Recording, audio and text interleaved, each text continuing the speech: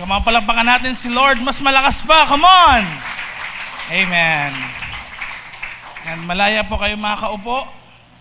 And welcome po sa Radiance of God's Glory Global Harvest Church. If this is your first time na makapunta po dito, ako po si Pastor Jace. Isa po ako sa mga pastors ng church na ito. And alam niyo po, excited ako dahil alam ko ang bawat isa sa atin excited sa word ni Lord. Amen? When we talk about the series about Follow Me, talagang si Lord kumakausap sa lahat ng mga taong gustong sumunod sa Kanya. And I believe this series teaching natin for the month of January, mababago yung perspective ng bawat isa sa atin. Hindi lang tayo basta kilala lang natin si Jesus, kung hindi ang buhay natin natatransform ni Jesus. Amen ba yun? Alam niyo po, I believe na ang bawat isa sa atin ay in one way or another, meron tayong hinihiling kay Lord na mabago sa ating mga buhay. Gusto natin na pwedeng mabago na yung pag-uugali natin, attitude natin, may mabago sa buhay natin, yung addiction natin, matigil na, matransform yung family natin.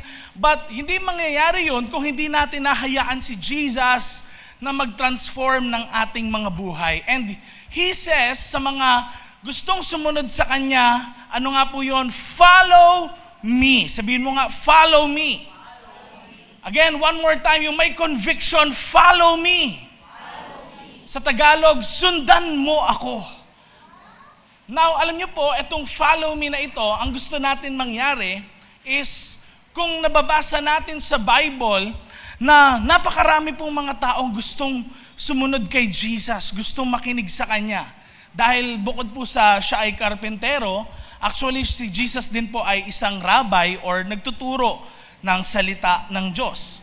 At alam niyo po ba, si Jesus, pinupuntahan siya ng marami mga tao dahil si Jesus din po, bukod sa maganda niyang mga turo, ay meron din po siyang kakaibang mga ginagawa. Ano po yun?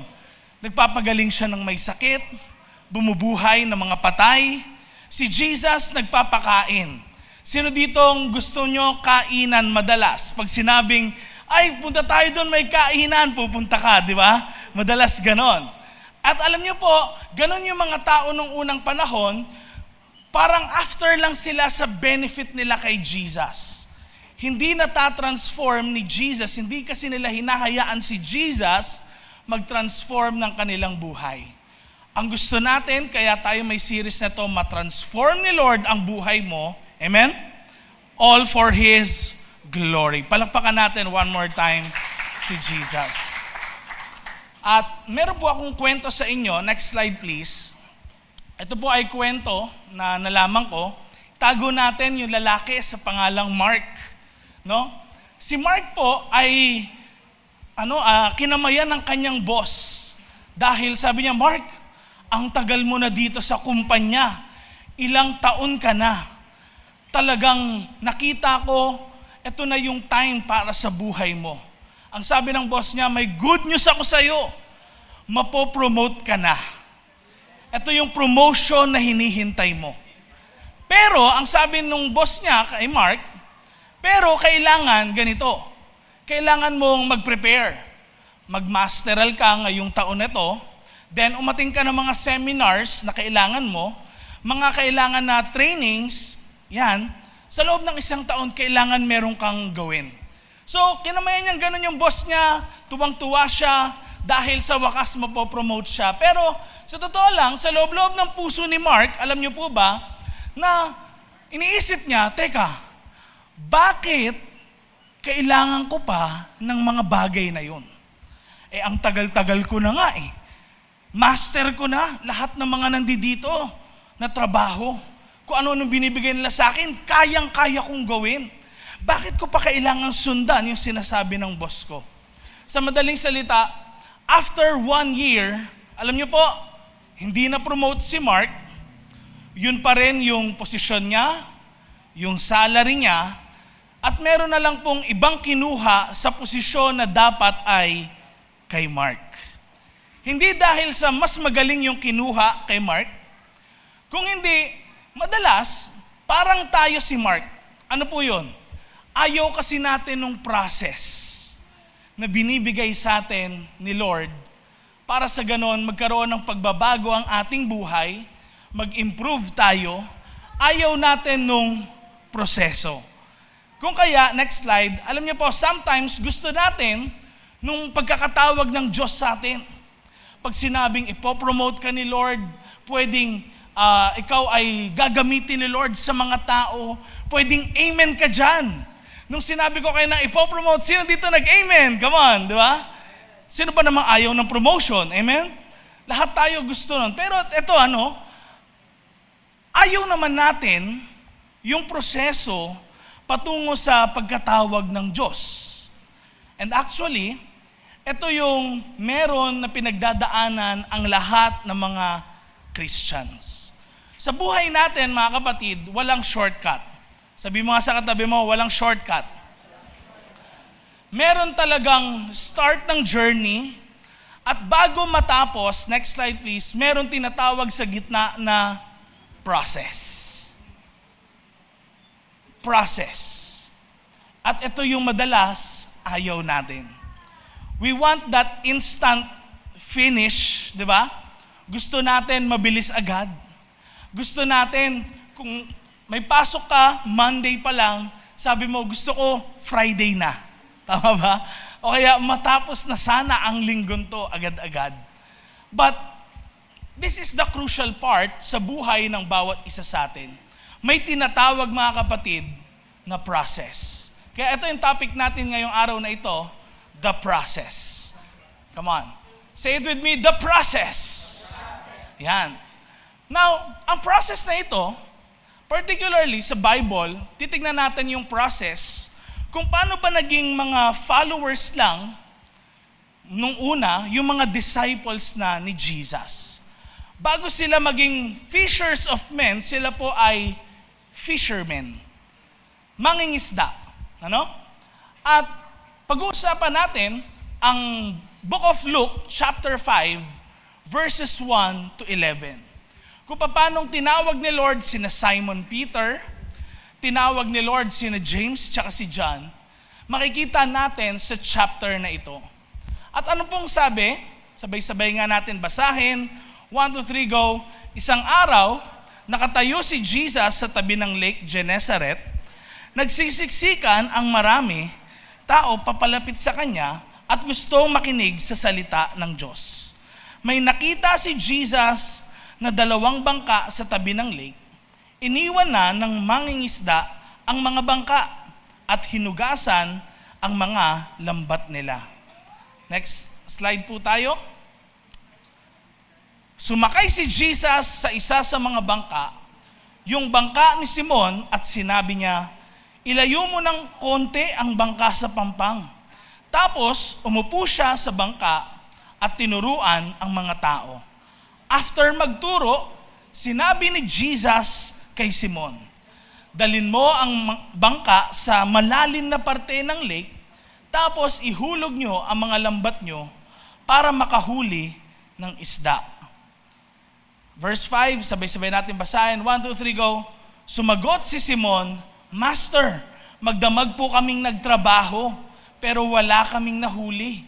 Pero dahil sinabi nyo, sige, ihuhulog ko ang mga lambat. Ginawa nga nila ito at nakahuli sila ng napakaraming isda at halos mapunit na ang mga lambat nila. Verse 7, kaya sinenyasan nila ang mga kasama nila sa kabilang bangka para tulungan sila. Lumapit ang mga ito at pinuno nila ang 2 bangka na halos lumubog na dahil sa dami ng huli.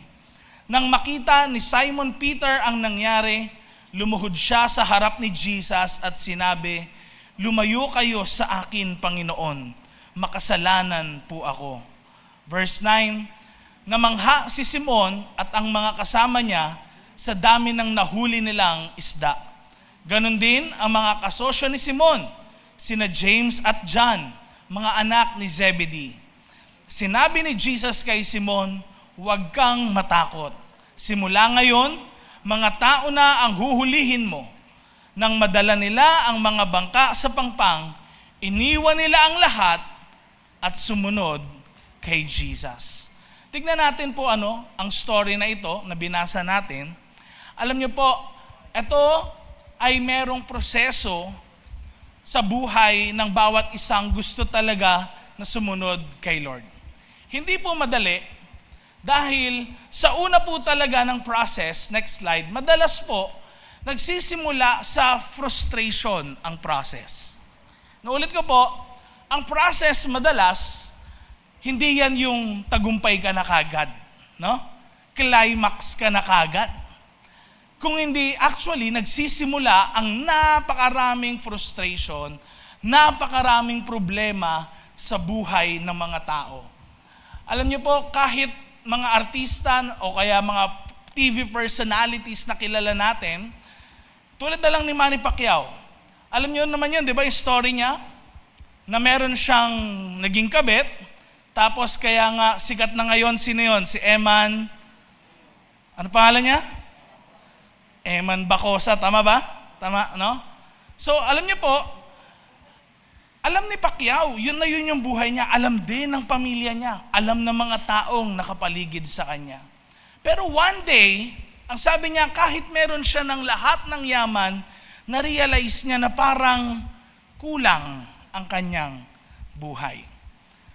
Frustrated si Pacquiao nung na-encounter niya si Jesus sa kanyang buhay. And I don't know about you, napanood niyo na ba yun sa IG, yung interview kay Andrea Brillantes, no, sa podcast?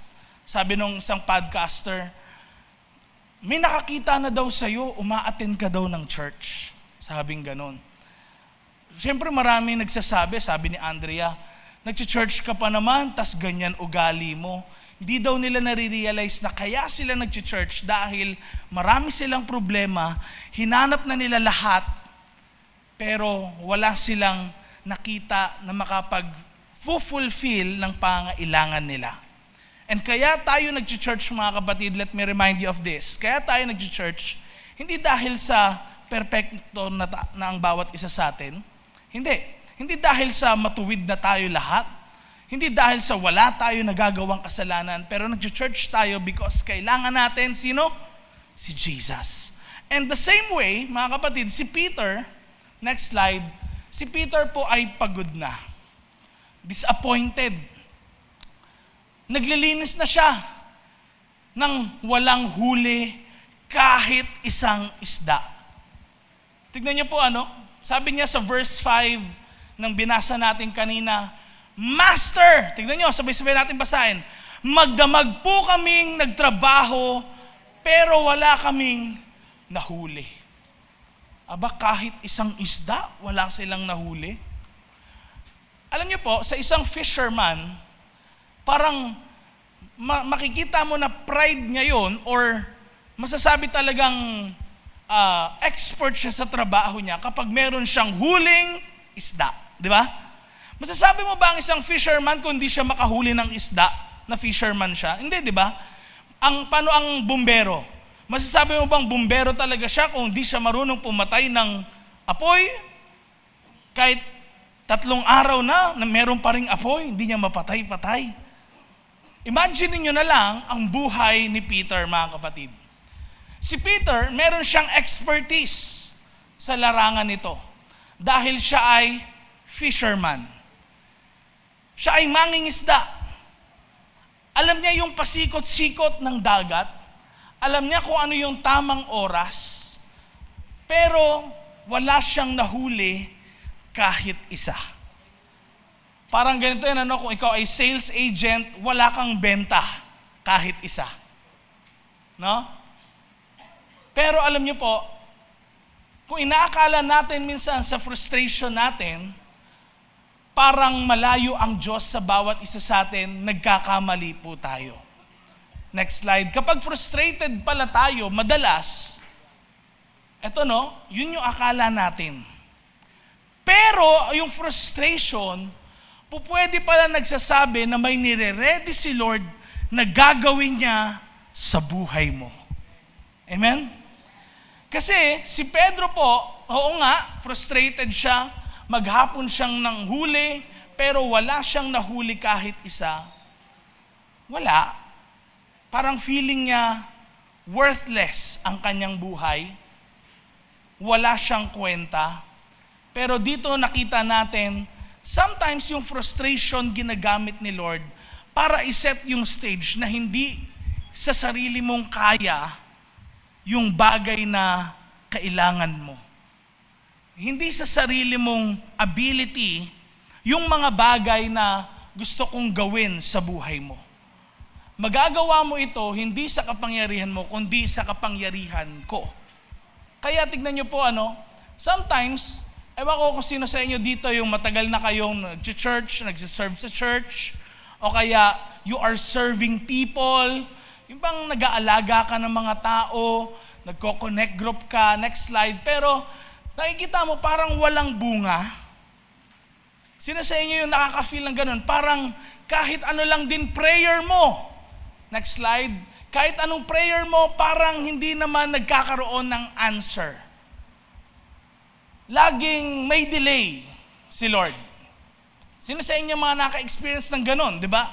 Na parang minsan, kahit ano naman yung ginagawa mo, parang wala, na-frustrate ka na lang. Hanggang dito na lang ba?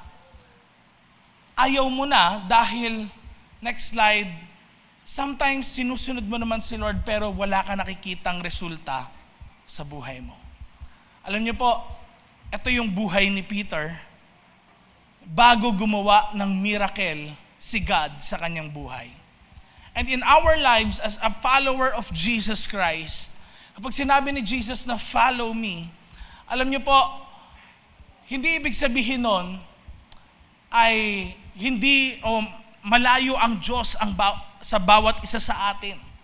Kundi ang ibig sabihin po nun is actually malapit si Lord at meron siyang gagawin sa buhay mo at sa buhay ko. Next slide. Simple thing lang po sa meaning ng empty nets. Hindi porkit walang huli, wala na si Lord. Hindi porkit halimbawa walang pera, wala si Lord. Hindi porkit walang pambayad, wala si Lord. It means that sometimes God is setting the stage. Alam naman natin yung miracle. Ang miracle, hindi yan araw-araw na nangyayari. Amen? Amen? Ang miracle para sa atin is bihira. Pero hindi nga mangyayari yung bihirang bagay na yon kapag may nangyayari na araw-araw na ganun. And the thing is, sometimes sa buhay natin, ang normal na nga, alam niyo kung ano? Hindi yung wins di ba? Sa ating buhay. Ang madalas ay normal losses. Lagi kang talo. But know that God is setting the stage. Sa buhay ni Peter, nire-ready niya si Peter para talagang sumunod sa kanya. Dahil ang requirement sa pagsunod kay Lord, katulad ng last week nating napag-usapan, merong cost ang pagsunod kay Jesus. Hindi pwedeng wala kang gagawin na parang gusto mo lang yung benefit sa Kanya.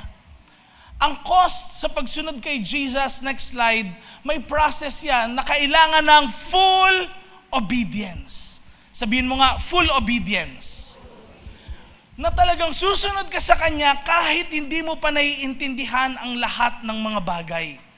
Alam niyo po, madalas iniisip natin na kung saan kailangan gets na natin lahat pagdating sa Christianity. Pag naging active ka, parang dapat alam mo na lahat. No! Di mo kailangan alam lahat. Para ka mag-start na mag-connect group, para ka mag-start na mag-join sa isang connect group din natin sa church. Hindi kailangan alam mo na lahat ng nasa Bible para mag-start ka mag-church. Hindi po gano'n. Ang gusto lang ni Lord ay full obedience.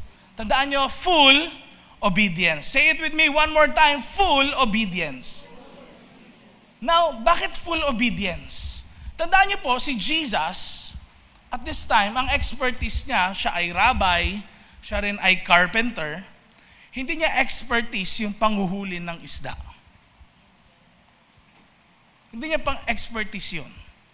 Pero pinagamit nga kasi ni Peter yung bangka niya, dahil nung una pong panahon, para mag-echo yung boses, gumagamit talaga sila ng acoustics. No?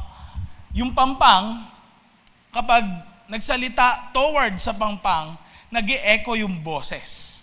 Kaya kailangan si Jesus medyo hindi malapit sa pangpang, medyo malayo ng konti.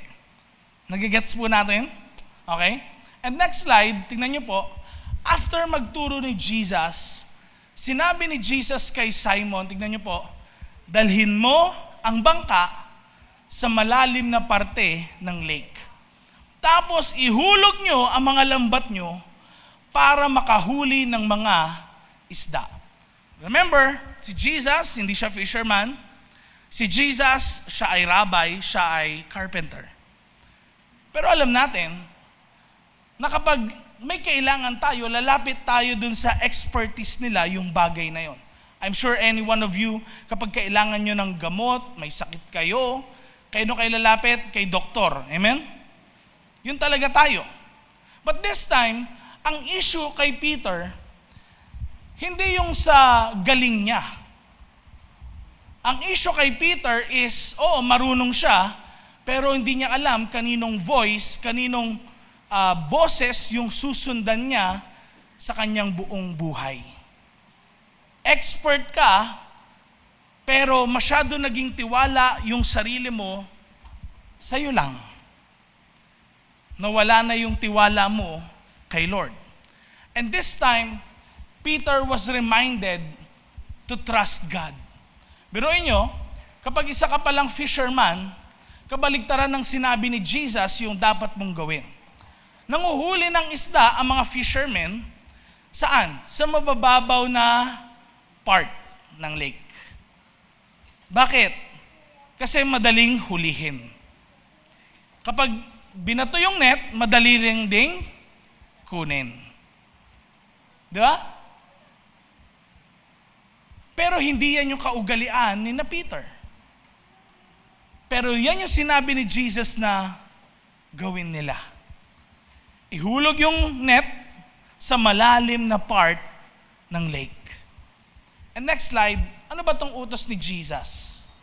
It's the wrong time actually. Dahil paggabi na po nito.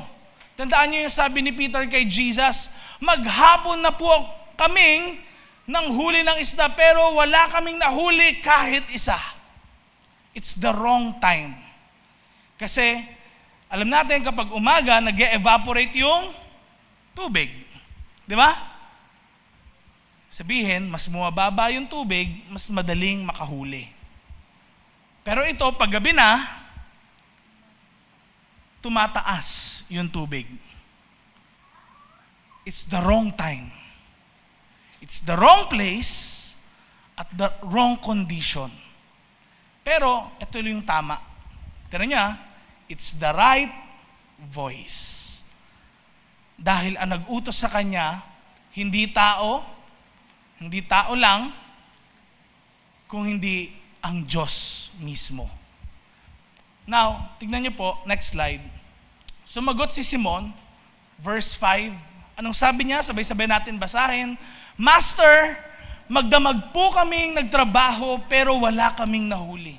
Pero dahil sinabi niyo, sige, iuhulog ko ang mga lambat. At, tingnan niyo sabi, verse 6, ginawa nga nila ito.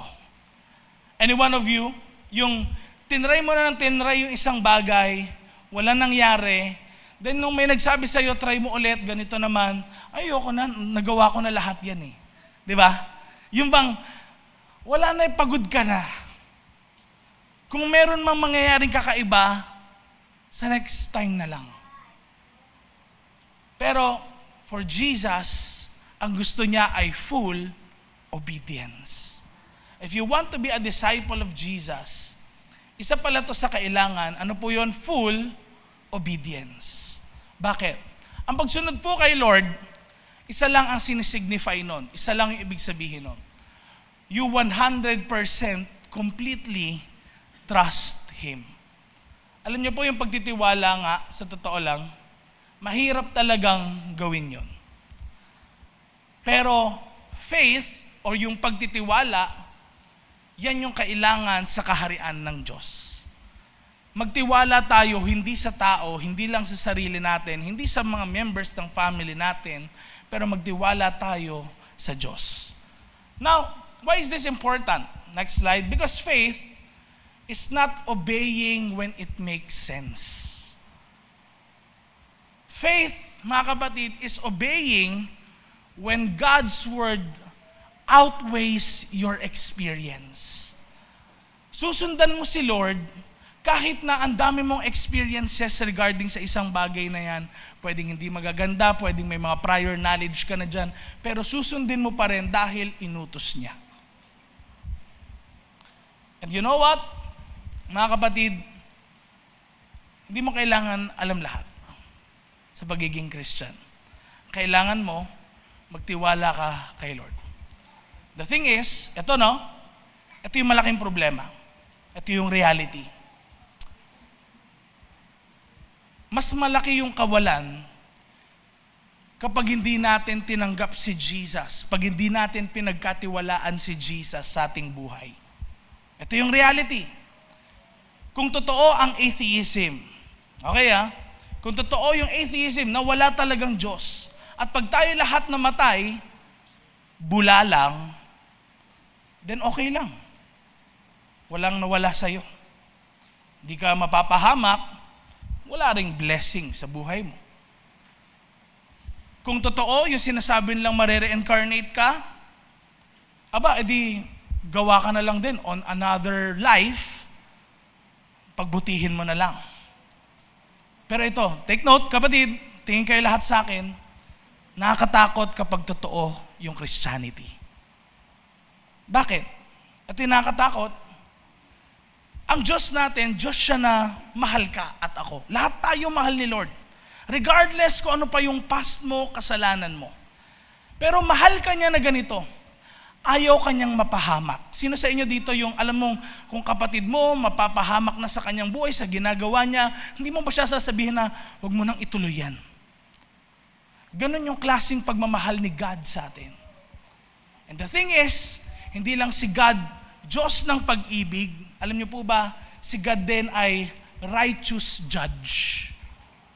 Anong righteous judge? Hindi siya mababayaran ng pera, hindi siya mababayaran ng mabubuti mong gawa. Judge si Lord na kung saan patas siya sa lahat.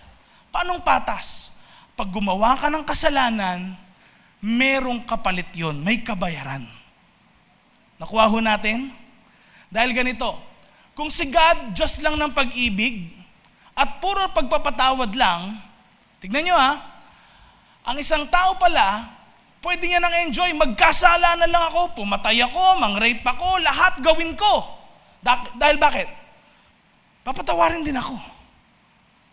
Pero ang Diyos natin, remember this, hindi lang Diyos ng pag-ibig. He is a righteous judge. Dahil bakit? Kapag ang kasamaan, hindi na parusahan, panalo ang kasamaan. Panalo ang kasamaan. That is why we live in our lives daily. Minsan, bumibigat yung pakiramdam mo kapag nakagawa kang kasalanan. Dahil bakit? Alam mong may kapalit, may kabayaran yung kasalanan mong ginawa. And lahat tayo, ito yung malaking problema doon, lahat tayo, kasama ako, may kasalanan. Yung kasalanan natin, ito yung malaking problema rin, hindi kayang bayaran ng mabubuting gawa. Dahil bakit? Ang kasalanan, hindi kayang bayaran ng mabubuting gawa kahit sa sarili nating pamumuhay. Magsinungaling ka, magsabi ka na ng totoo after nun, hindi makakalimutan yung nagawa mong pagsisinungaling. Nakuha natin? Nakuha natin? Any one of you, diba? Dinaya ka, niloko ka, pero every time may doubt ka after na nun. And para lang ma-erase yun sa buhay mo, from our own hearts, mga kapatid, di lang natin na-realize, nag-a-agree yung Bible. Ano sinasabi natin sa mga nagkakasala laban sa atin, madalas, mamatay ka na. Diba yun yung sinasabi natin? The Bible says, For the wages of sin is death. Ang kabayaran ng kasalanan ay kamatayan. And that is the truth. Ngayon, paano tayong lahat? We need Jesus. Kaya kailangan natin ng tiwala sa Panginoong Jesus. Dahil bakit? Si God, siya lang yung makakapagligtas sa tao. Hindi pwedeng tao ang magliligtas sa tao. Amen? Kaya si God, nagkatawang tao. Si Jesus, nagkatawang tao. Para sa ganun, pagbayaran niya sa cross, nakikita niyo to? That symbol is very precious. Dahil bakit? On that cross, Jesus, God in the form of man, gave His life for us. Yung kasalanan mo at kasalanan ko, binayaran ni Lord dahil mahal ka niya. Kailangan natin magtiwala sa Kanya. Simula sa araw na to, Lord, I will obey you. Kaya tinan niyo po, hindi excuse ngayon sa ating buhay na, ay papatawarin naman ako ni Lord kasi ganyan, may sabi kasi ni pastor, pinatawad naman kami ni Lord, pwede na ako magkasala ulit. Well, tignan mo maigi. God is a righteous judge. Kung inaabuso mo yung biyaya niya, yung pag-ibig niya, may parusa para sa'yo. But the thing is, ito yung kagandahan sa Christianity, may kapatawaran naman kung talagang magbabago ka ng iyong buhay. Amen? Now, ang obedience, pagsunod kay Lord, next slide, it's the doorway to transformation. Pag sumunod ka sa kung anong sinasabi ni Jesus sa buhay mo, babaguhin niya ang buhay mo. When Jesus said, "Follow me," alam niyo po, binabago ni Jesus yung buhay ng lahat ng taong sumusunod sa Kanya. And when He ordered the disciples, sina Peter, dun sa gagawin nila, at ginawa nga nila, tignan nyo yung nangyari, blessing, transformation will follow. Next slide. Anong sabi dito? So verse 6, sabay-sabay natin basahin. Ginawa nga nila ito at nakahuli sila ng napakaraming isda at halos mapunit na ang mga lambat nila. Ang pagsunod kay Lord sometimes hindi nagme-make sense. Lord, may alam ako eh. Mas magaling ako. Dami akong experience, dami kong connection. Na-try ko na lahat eh. But this time, Jesus is saying, huwag masunod yung sarili mo na gusto, na alam.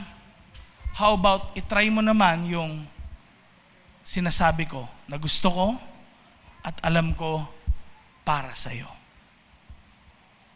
Next slide. Tingnan niyo po ngayon. Ano nangyari? Nung sabi ng verse 7, kaya sinenyasan nila na ngayon yung mga kasama nila sa kabilang bangka para tulungan sila. Lumapit ang mga ito at pinuno nila ang dalawang bangka na halos lumubog na dahil sa dami ng huli. Ang dami nilang nahuling isda.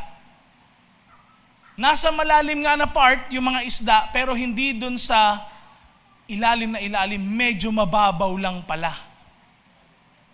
Naghihintay na sumunod yung mga disciples na ito sa sinasabi ni Jesus.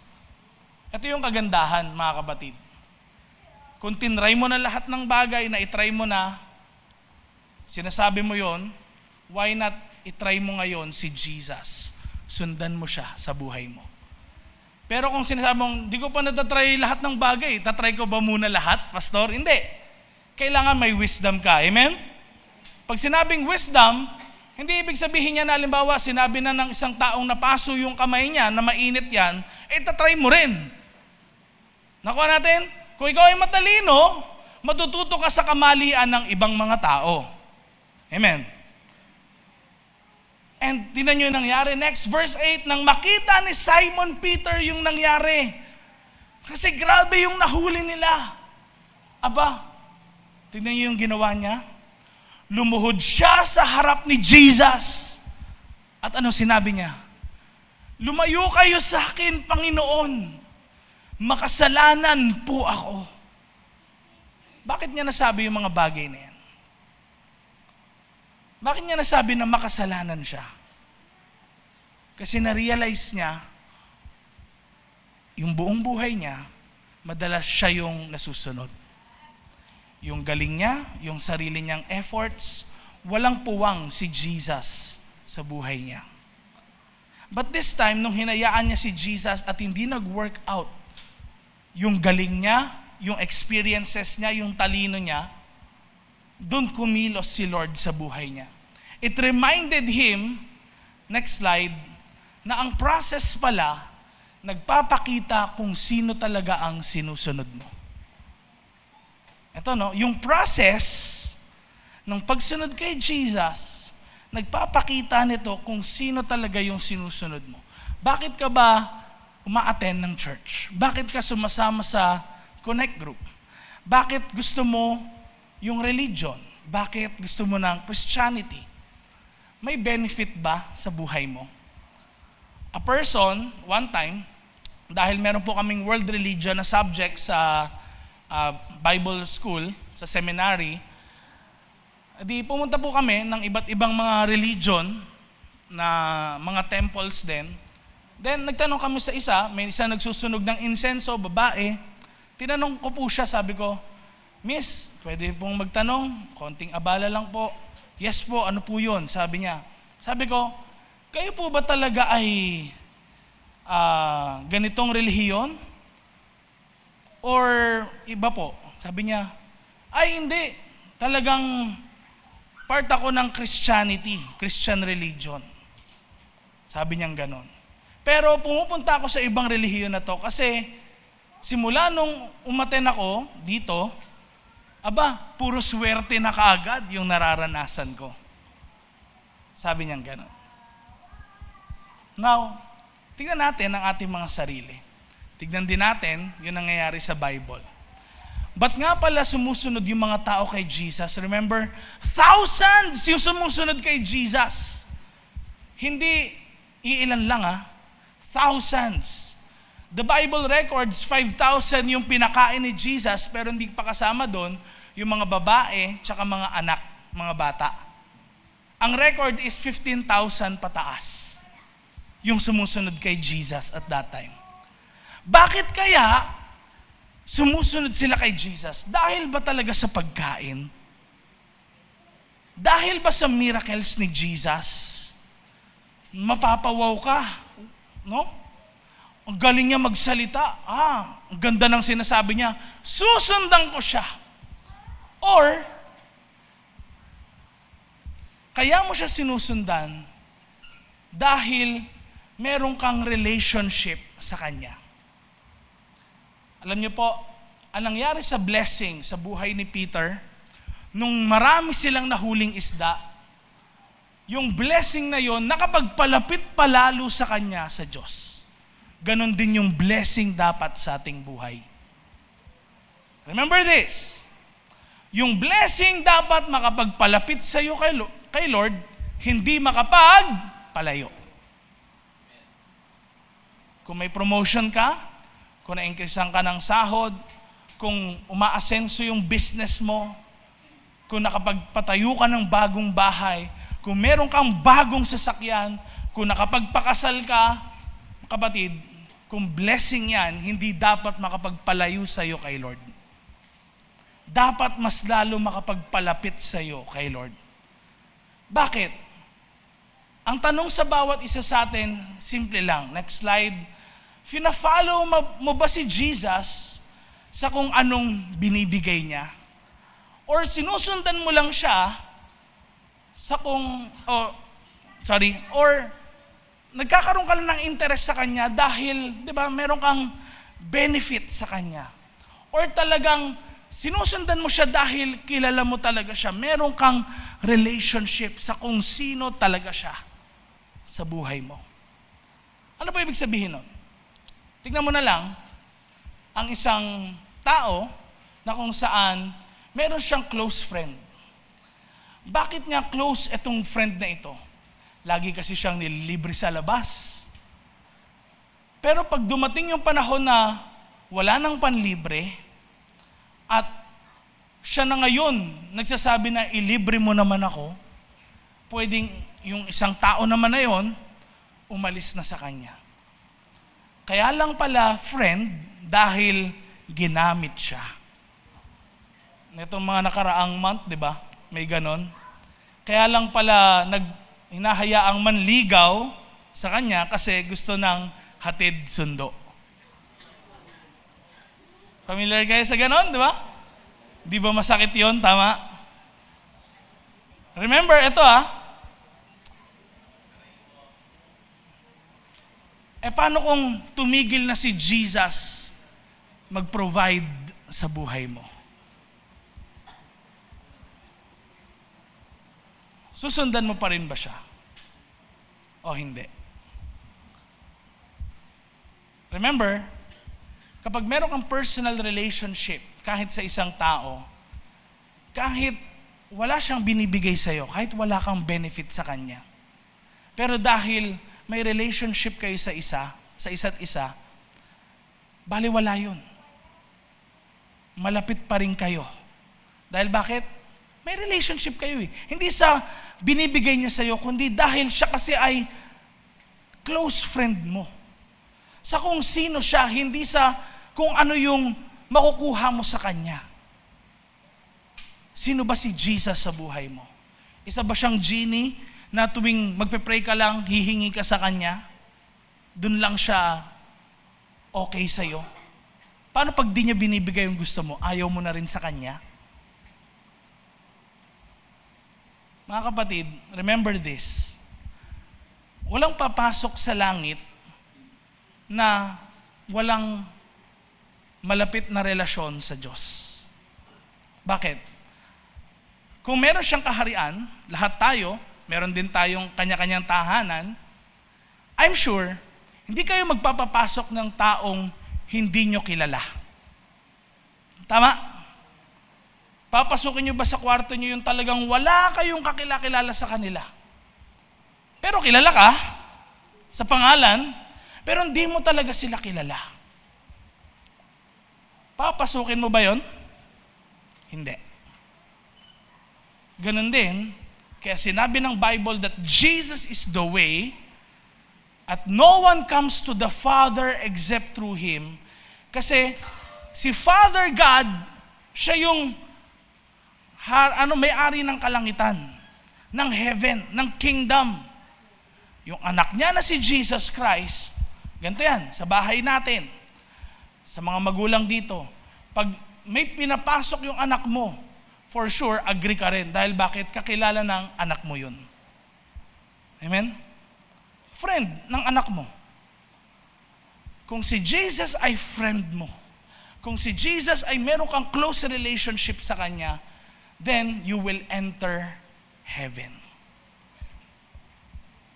Kaya, ang inatinan nyo po, pinoperson nito, hindi yung religion, kundi relationship kay Jesus.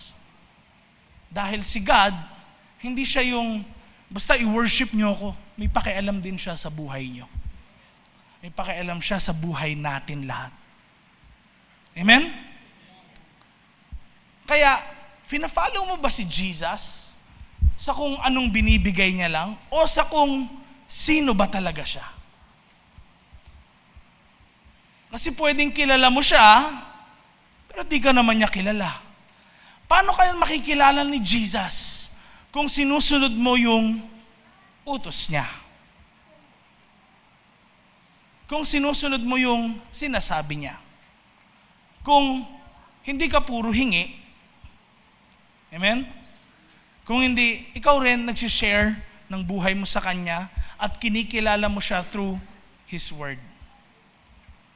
Next slide. Alam niyo po, sometimes, dinedelay ni Lord yung outcome para maging malinis yung puso natin. Dinedelay ni Lord yung blessing, Dinedelay ni Lord yung mga magagandang bagay kasi baka hindi pa prepared yung puso natin. Baka alam ni Lord na after tayo madalas sa blessing. Baka kasi makalimutan natin siya pag pinagpala na tayo. Tandaan nyo, kailangan ipursu natin yung nagbibigay ng blessing, hindi yung blessing. Last but not the least, ang process po ay nagpo-produce ng pagbabago sa buhay ng isang tao. Hindi po pwede na susunod ka kay Jesus tapos walang magbabago sa buhay mo. Ganun ka pa rin kung ano yung dati. Hindi pwede pong ganun. Dahil kahit sina Peter, may nagbago sa kanilang buhay. Dati, si Peter lang yung nasusunod sa kanyang buhay. This time, meron na siyang master. Meron na siyang boss. Hindi na yung sarili niya lang nagaling siya tumitingin, kundi tinatanong niya na rin si Jesus, okay ba to? Dapat ba tong gawin? Kung may ginawa niya na lahat, hindi pa rin umi-effect, ano yung sinasabi ni Lord na dapat kong gawin sa buhay ko? Dahil tignan niyo po yung next, verse 9, ano pong sabi? Namangha si Simon at ang mga kasama niya sa dami ng nahuli nilang isda. Bihira pala yun mangyari. Sa tagal na nila, hindi ka magugulat, di ba, kung nangyari na yan sa buhay mo. Pero, nun lang nangyari sa buong buhay nila na pagiging fishermen, at anong sabi verse 10, ganon din daw yung mga kasosyo ni Simon. Sino yon? Si James at John, mga anak ni Zebedee. And sinabi ni Jesus kay Peter, tingnan niyo po, sabi niya, huwag kang matakot. Simula ngayon, mga tao na ang huhulihin mo. Kung dati puro isda yung hinuhuli mo, alam naman natin ang isda ay malansa. This time, hindi ka dyan sa lugar na yan. Meron kang mga dadalin kay Lord na mga tao. Amen? Kung dati, iniisip mo, remember this, ang fisherman noong unang panahon, hindi papakinggan yan ng mga tao. Usually pa nga sila pa yung babaratin. Ang fisherman noon, hindi naman sila literate. So, paano si Peter makakapagdala ng mga tao kay Jesus? Hindi naman siya rabbi. Di ba? Si Peter, wala siyang educational background. Pero kayang baguhin ni Lord ang buhay ng isang tao. Papakinggan ka kahit akala mo hindi okay yung background mo. Remember? After na umakyat si Jesus, on the day of Pentecost, nag-preach siya. At 3,000 na tao nagpabaptize ng araw na yun. Naligtas. Dahil sa preaching ni Peter sa kanila. Pwede pala yun. Because when God transform you, it will be something na impossible. Kaya si Paul din, nagsasabi na ang isang tao na sumunod kay Jesus, he is a new creation, the old is gone, the new has come. Kaya verse 11, sabay-sabay natin basahin, 1, 2, 3, go, yung last, nang madala nila ang mga bangka sa pangpang. Anong sabi? Iniwan nila ang lahat at sumunod kay Jesus. Willing ba tayong sumunod kay Jesus ngayong hapon na ito? Kaya next slide, ano ngayon? Dahil nalaman natin tong bagay na to. Ano ngayon na nalaman natin na si Jesus pala nagre-require ng ganyan sa ating buhay? Nagde-demand ito ngayong process ng decision. Kailangan may gagawin ka. Hindi mo hayaan lang na napakinggan mo. Kailangan, simula sa araw na to, kung ikaw yung nasusunod lagi sa buhay mo, this time, pagkatiwalaan mo naman si Lord. Pagkatiwalaan mo si Lord sa kung ano yung tama at mali, pagkatiwalaan mo si Lord sa decision mo, sa buhay mo, kilalanin mo siya. Amen? At higit sa lahat, makikita mo ngayon yung process kung paano ba kumilos si Lord, it will be beautiful. Alam niyo po ba, isa sa mga process bukod sa creation ni Lord sa mundong ginagalawan natin, ay the creation then of the Bible. Alam niyo ba, next slide, merong isang Bible scholar na kung saan gumawa ng ganitong graph. So from left to right, mula sa Book of Genesis hanggang Book of Revelation, bawat strand na yan, nagsisignify ng cross-reference sa Bible, sa bawat book ng Bible. Okay? Next slide. Sa madilim, ganyan siya. Next slide please. Ganyan siya. Okay? From Genesis yan to Revelation. Ano mapansin nyo? Maganda, no? Tama? Maayos? Hindi magulo? Tama? Anyone, would you agree? And kung kayo makakita ng isang ganyan, teka, isang tao lang gumawa niyan? Dito kayo magwa-wonder ngayon sa process ni Lord. Hindi lang sa creation, pero sa Bible. Tignan nyo. Next slide, please. Alam niyo po ba, na ang Bible po ay naisulat ng 40 na tao. Ilang tao? 40. Na hindi sila nag-meet. Hindi sila tinawag nila si Jonah, si Cam, si Hannah. Hannah, usap-usap tayo ha. Kailangan pare-parehas yung susulat natin ha. Hindi ganon, naisulat ang Bible. At hindi rin po yung may kamay sa langit at biglang nagsulat. Ganyan. Hindi po gano'n na isulat ang Bible. Naisulat ito ng 40 na tao na hindi nag-meet. Hindi sila nag-usap-usap. Next slide. At naisulat po sa 3 languages. Ano mga language yon? Hebrew, Aramaic, tsaka Greek. Next. Ang Bible din po ay naisulat sa 3 continents. Asia, Europe, tsaka Africa. 40 na tao to, sa 3 languages, sa 3 continents, at in a span of 1,000, next slide, 500 years. Ibig sabihin yung 40 na tao to, nabuhay ng iba't ibang dekada, iba't ibang century. Pero yung ginawa nila, next slide, ay merong 63,779 cross-references. Pwede nyo sabihin, wow, masterpiece yan ng isang tao lang. Kaya siguro nila yan. Pero ito nyo makikita that the Bible is not just created by men, written by men, merong pagkasama ng Diyos. Kaya, the Bible actually has no contradictions. Pag tinignan nyo talaga maigi yung cross-references nila, para bang, may pagkakaugnay-ugnay lahat sa isa't isa. Matagal yung process, ilang taon? 1,500 years. Huwag kayong magtaka kung bakit Christianity is still existing today, at lalo na going stronger. Because something that is not true, it will stand sa test ng time. Amen? The truth will set us free. At yung truth din, itetest ng panahon. Imagine niyo, for thousands of years, here we are.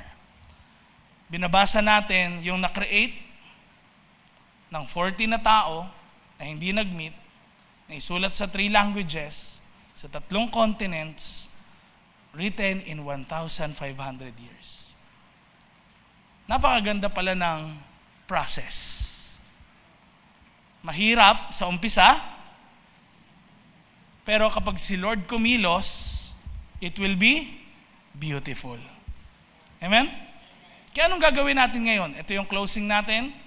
Sabay-sabay natin basahin. Trust God. Trust His process. Amen? So, ano man yung kondisyon nyo sa panahon ngayon? Pwedeng dumadaan ka, katulad ni Peter, walang-wala, frustrated. But let me tell you, kayang baliktarin ni Lord yung situation mo.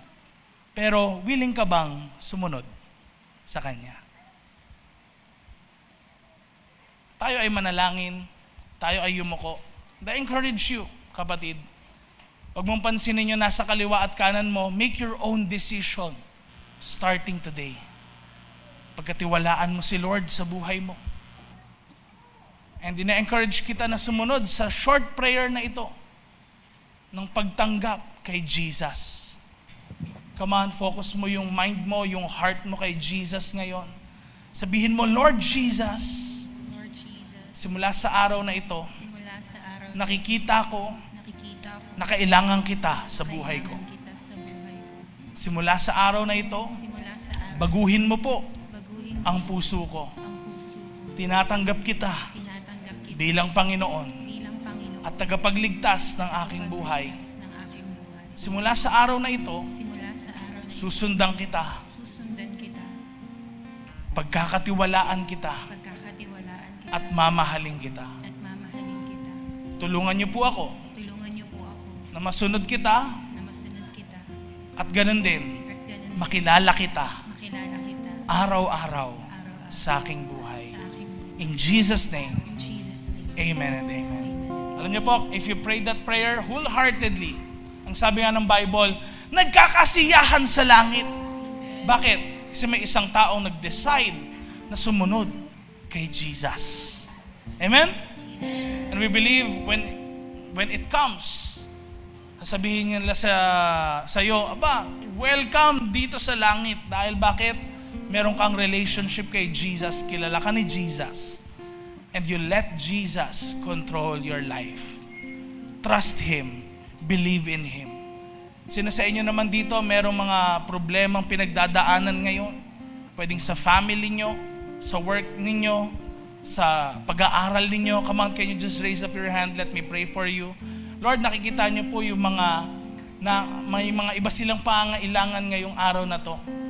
Lord, pwedeng nangailangan sila ng support sa finances nila, sa kanilang pag-aaral. Meron sa kanila, Lord, talagang gusto nila magkaroon ng pagkakaayos sa kanilang family, sa kanilang mga relationship. Lord, some of them, worried sila sa kanilang magiging future. Some of them, Lord, parang nagkakaroon sila ng fear sa mga bagay-bagay sa kanilang buhay. But we believe, Lord, you are the God of the process. You are the God na kaya mong baliktarin yung mga bagay na inaakala naming imposible. Kayang maging posible. And we believe, Lord, once we follow you, katulad ng ginawa nila kanina, we believe, Lord, may ginagawa ka na sa kanilang mga buhay. At ang Bible, Lord, hindi kami naniniwalang basta history book lang ito. Dahil hanggang sa panahon namin, may relation ito sa aming mga buhay. We believe, Lord, it is also powerful na pwede makapangyari sa aming mga buhay ngayon. Lord, papasalamat kami dahil alam namin, kumikilos ka na behind the scenes. May di kaming nakikita, baka nasa malalim na part, pero Lord, tulungan niyo po ang bawat isa sa kanila na nagtaas ng kamay, sumunod sa inyo simula sa araw na ito. Come on, can we all say in Jesus' name, amen and amen. Palakpakan naman natin si Jesus.